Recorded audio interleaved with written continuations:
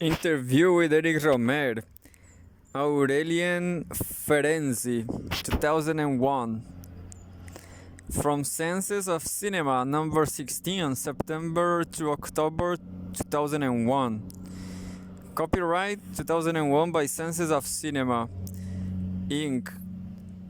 and the contributors, reproduced by permission. Aurélien Ferenzi. How did the idea of the Lady and the Duke come to you? Eric Rohmer. While on holiday about 10 years ago, I came across a digest of the memories of Grace Elliott in a history magazine. The English lady had been the mistress of the Duke of Orleans, King Louis XVI's cousin, and had written an account of her life during the French Revolution. The article mentioned that her townhouse was still standing at such and such a number of on the Rue Mesnil.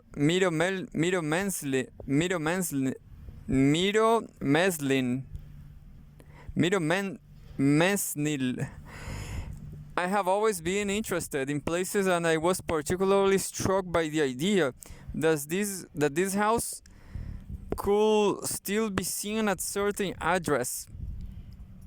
That gave me the idea of making a film that would be set in a particular spot in Paris and would play on the relationship between the peaceful apartment, which served Grace as a kind of hideout,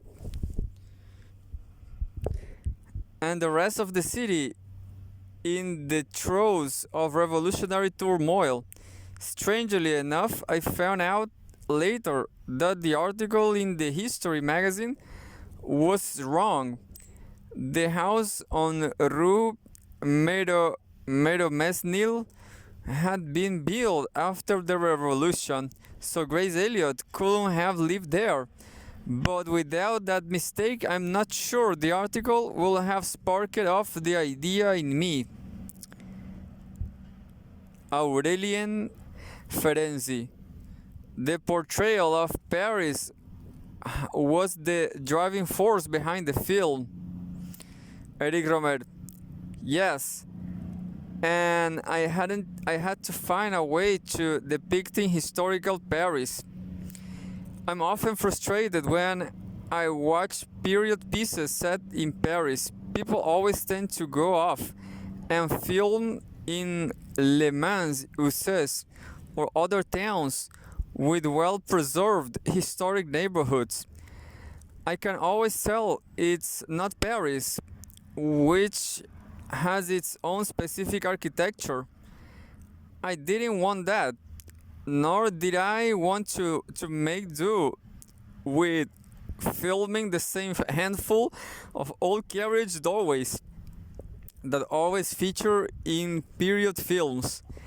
I wanted to show a big city with big open spaces like Place Louis XIV, now Place de la Concorde, which was a focal point to the revolution, and the parts of town that Grace Elliott mentions in the memoir.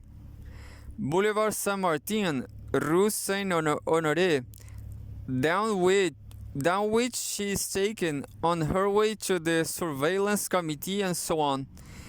When she says she walked at the way to Meudon via the Invalides, she had to cross the Seine show somewhere. Aurélien Ferenzi. So what was the solution you came up with? Eric Rohmer. I had shot 2 period films before, The Marquis of O, 1975, in real locations, and Percival Le Gabois, 1978, entirely in the studio. I knew that neither of these methods will give an authentic portrayal of Paris. So I had the idea of inserting real life characters into scenic backgrounds that I will have specially painted based on the layout of the city at that time. Inserting characters into sets is one of the oldest tricks in the filmmaker's book. Méliès was probably the first to do it, but 10 years ago, when I first started thinking about the project, digital technology was still in its infancy. If the characters and scenery had been composed on film, each new layer will have incurred a loss of picture quality. Kinetoscoping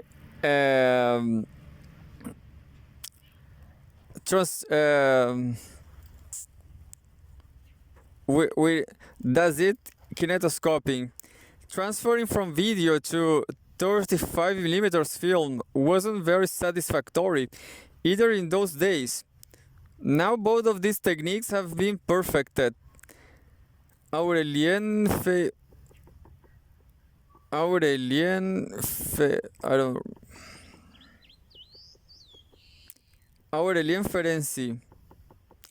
Ferenzi. How did you have the scenic backgrounds made? Eric Rohmer. They were painted by Jean-Baptiste Marot. We designed them together in the appropriate period style and according to the requirements of the mise-en-scene. Hervé Gransard did the preliminary documentary research. We worked from pictures and engravings, but also from street maps of the period. The interiors are not real locations.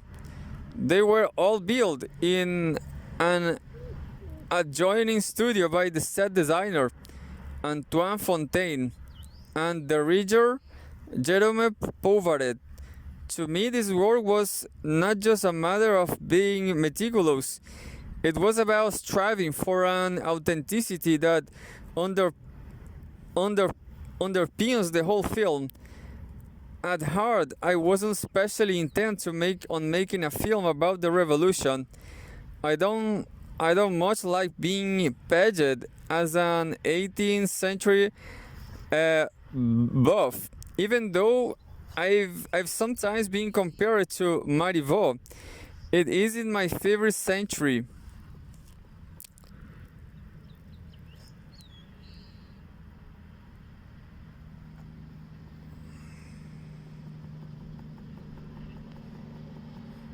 Aurélien Ferenzi.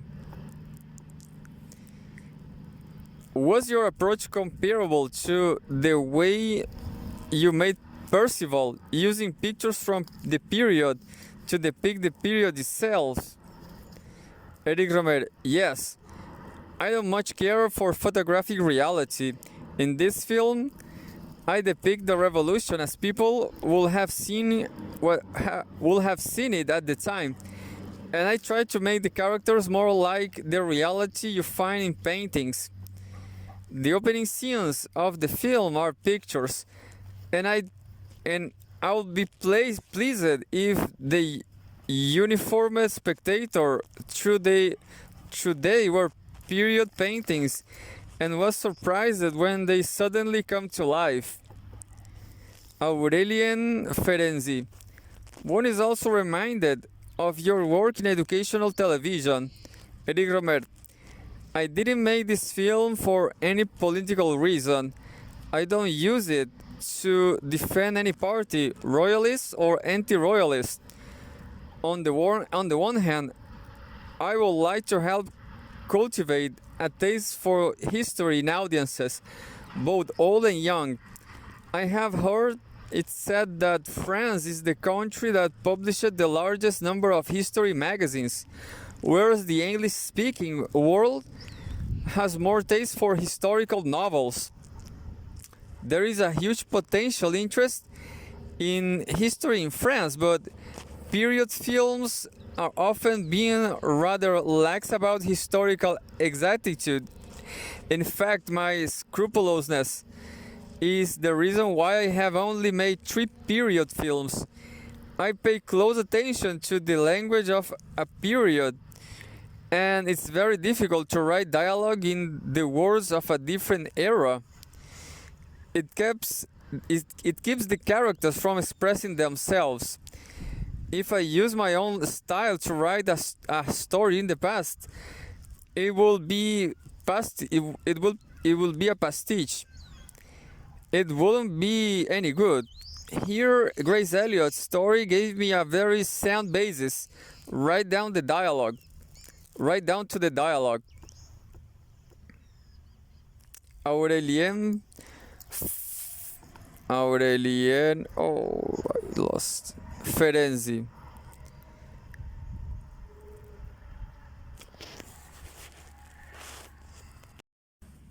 Did you watch other historical films again before starting on The Lady and the Duke? Eric Rohmer.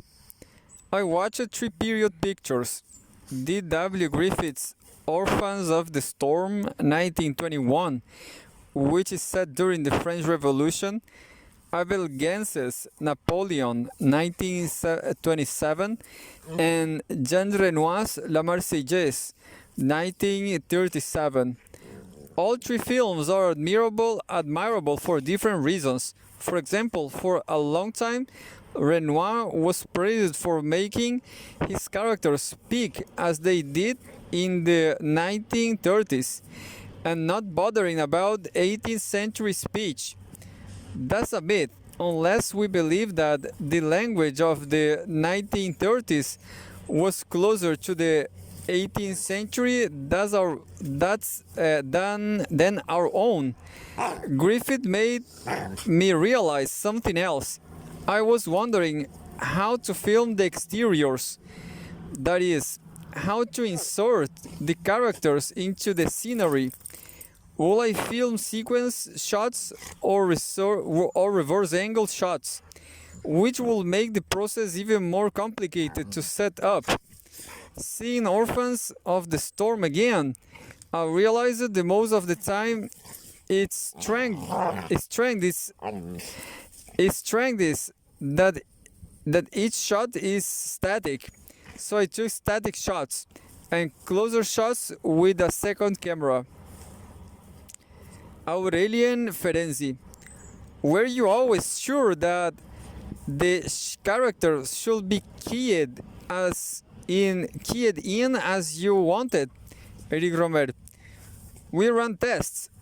We had to know how the characters would fit into the scenery, so we filmed a test with extras going through a doorway.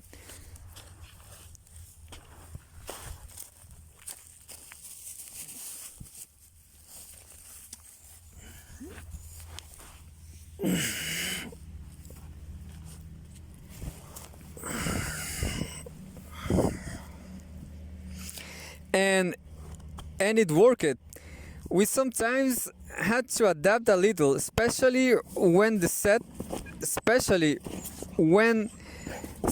set was deeper than the length of the studio. For instance, the view down Rue Saint-Honoré had to be 200 meters long.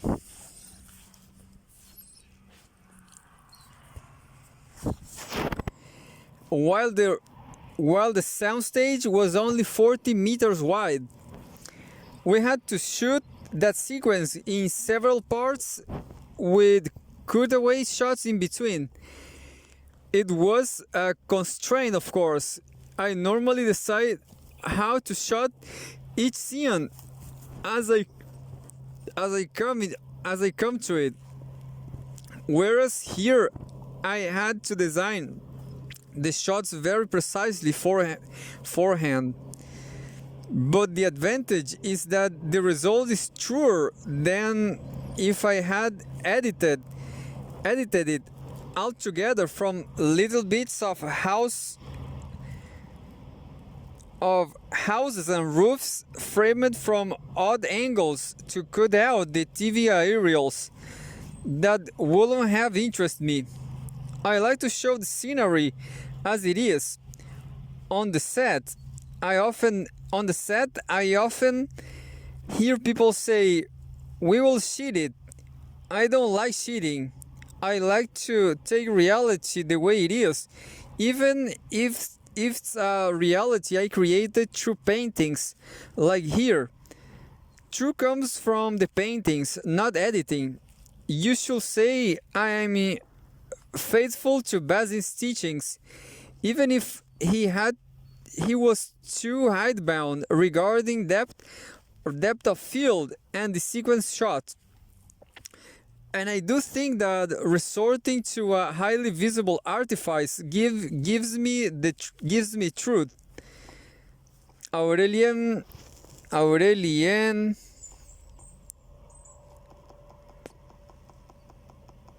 Ferenzi. To return to the story itself, what appealed to you in Grace Elliott's memoirs? Eric Rohmer, my researcher found me a complete copy of the text, which had been published several times in France. Grace Elliott was born in 1760 and died in 1823.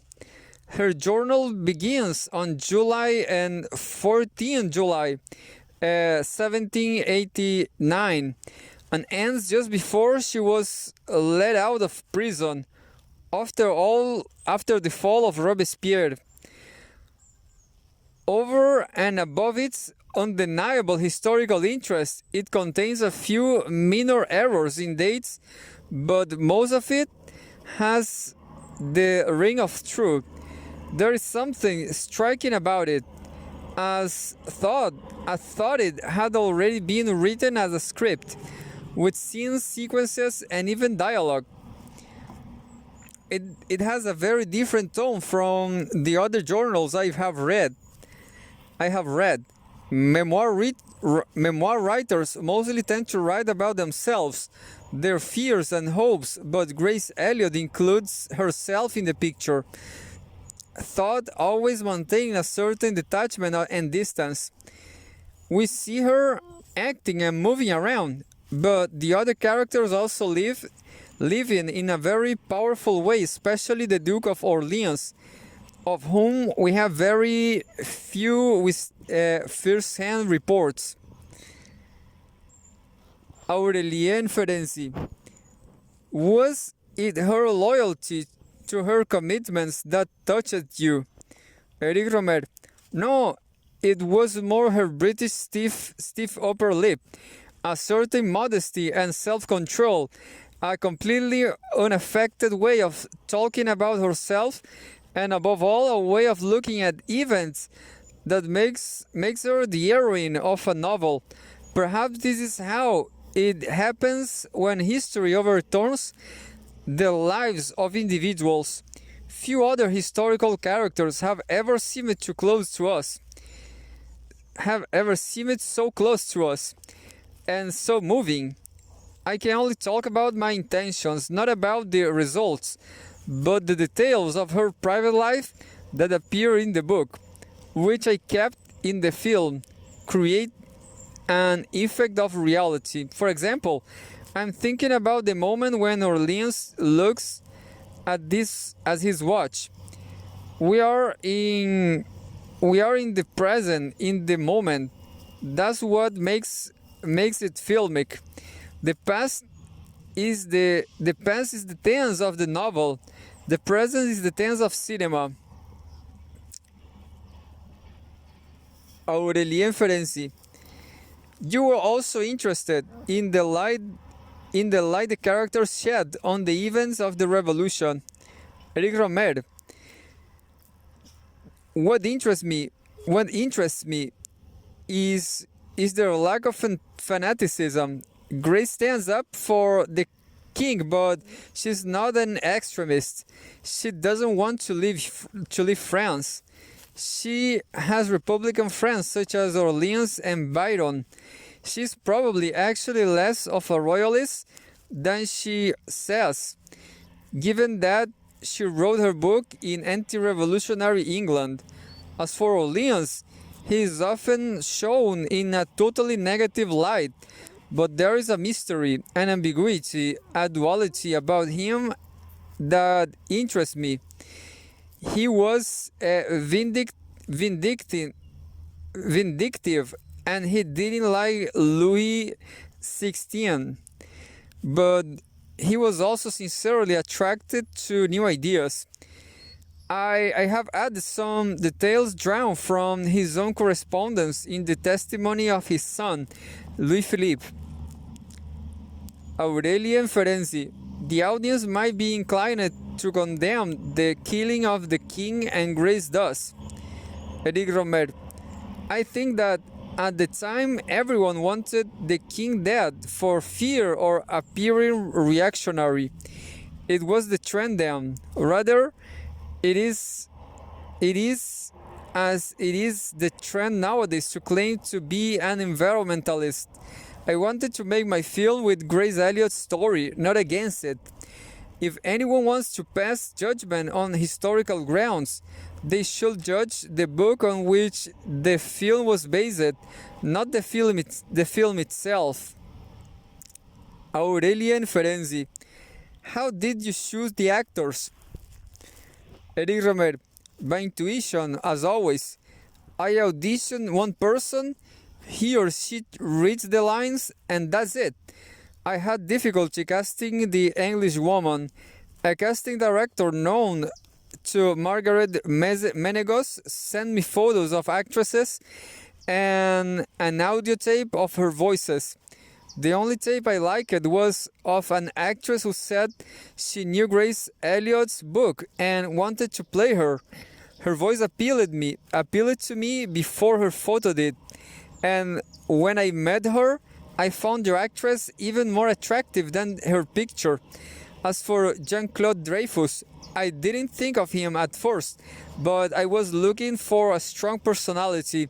I needed somebody big and stout, even if he didn't physically resemble the Duke of Orleans all that closely. I'm very pleased with the cast. My directing of actors, as usual, went no further than giving them technical instructions. Feelings are the actor's business. All I did was tell them to enunciate clearly so that they will be understood. They didn't let me down. Aurélien Ferenzi.